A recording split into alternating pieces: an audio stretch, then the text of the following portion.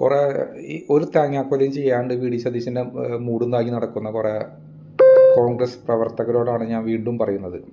ഈ V D Satheesan ഉണ്ടല്ല, utter ഫ്ലോപ്പാണ്. M L A എന്നുള്ള രീതിയിൽ കൊല്ലങ്ങളായിട്ട് ഫ്ലോപ്പാണ്. നിങ്ങൾ നോർത്ത് പറവൂരുള്ള ആൾക്കാരോട് ചോദിച്ചു നോക്ക്.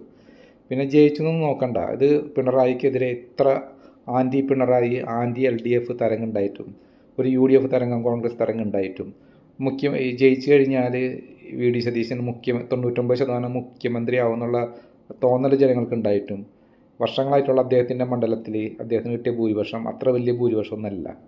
അത്ര നല്ല ഒരു ചാൻസ് ഉണ്ടായിട്ടും അയാൾക്ക് കിട്ടിയ ഭൂരിപക്ഷം അത്ര വലിയ ഭൂരിപക്ഷം ഒന്നല്ല എന്ന് നിങ്ങൾക്കറിയാം.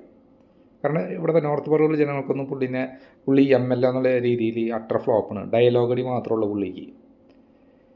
ഈ പുള്ളി പാർലമെൻറ്റിൽ പോയിട്ട് കുറച്ച് ഡയലോഗ് അടിക്കും. ഡയലോഗടി മാത്രം AC റൂമിൽ നിന്നിട്ട് കുറച്ച് ഡയലോഗ് അടിച്ചിട്ട് ഇത് വാട്സപ്പ് ഗ്രൂപ്പിലും ഇൻസ്റ്റാഗ്രാമിലും ഫേസ്ബുക്കിലും യൂട്യൂബിലൊക്കെ ഇട്ടിട്ട് ഈ കോൺഗ്രസ്സുകാർ ഷെയർ ചെയ്യും.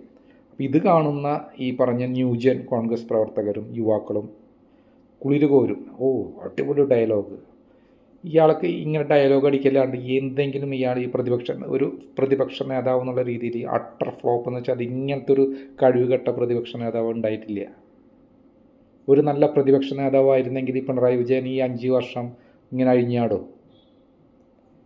അഴിഞ്ഞാടാൻ അവസരം കൊടുക്കും. പിണറായി വിരുദ്ധൻ എത്രത്തോളം ജനദ്രോഹപരമായിട്ടുള്ള കാര്യങ്ങൾ കൊണ്ടുവന്നിട്ടുണ്ട്. ഒന്നെങ്കിലും നിങ്ങൾ മുന്നിൽ നിന്ന് നയിച്ചിട്ട് അത് ക്യാൻസൽ ചെയ്യിക്കാനോ അത് പിൻവലിക്കാനോ നിങ്ങൾ ചെയ്തിട്ടുണ്ട്. കുറച്ച് ഡയലോഗ് അടിക്കും. അല്ലാണ്ട് ഒരു പിണറായി വിജയൻ ചെയ്തിട്ടുള്ള അല്ലെങ്കിൽ LDF ഗവൺമെൻറ് ചെയ്തിട്ടുള്ള തെണ്ടിത്തരത്തിന് ജനജീവിതം ദുസ്സഹമാവുന്ന എന്തെങ്കിലും കാര്യങ്ങൾ നിങ്ങൾ മുന്നിൽ നിന്ന് നയിച്ചിട്ട് ക്യാൻസൽ ചെയ്യിപ്പിച്ചിട്ടുണ്ട്, അത് പിൻവലിച്ചിട്ടുണ്ട്. ഒരു താങ്ങും ചെയ്തിട്ടില്ലല്ല. നിങ്ങൾ പാർലമെൻറ്റിൽ പോയിട്ട് ഡയലോഗ് അടിക്കുമ്പോൾ അവരത് അതുപോലെ തന്നെ അതിന് ഒക്കെ വില കൊടുക്കുള്ളൂ.